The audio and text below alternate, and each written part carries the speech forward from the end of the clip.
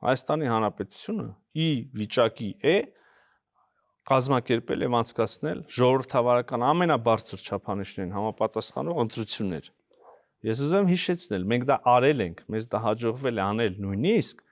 ծանր ներքաղաքական ճգնաժամի պայմաններում պատերազմից հետո, հիշում եք 21 թվականի ամռան արտի, որ կառավարությունը որոշեց գնալ արտահերթ ընտրությունների։ Նույնիսկ այդ օրերին բանից հետո, ինչա, ռազմական հեղաշրջման փորձից հետո փողոցներում ուրեմն սպանության կոչեր հնչեցնելու պայմաններում ունեցանք ժողովրդավարության ամենաբարձր ստանդարտներին համապատասխանող ընտրություններ։ Հիմա մենք սա նորից ունենալու ենք, սա այս իշխանության եւ Հայաստանի Հանրապետության ժողովրդի ձեռքբերումն է, որ անշրջելի պիտի լինի այլևս։ Ես վստահ եմ Հայաստանի Հանրապետության ժողովուրդը երբեք այլևս չի թույլ տա ընտրությունների վրա ապօրինի ազդեցություն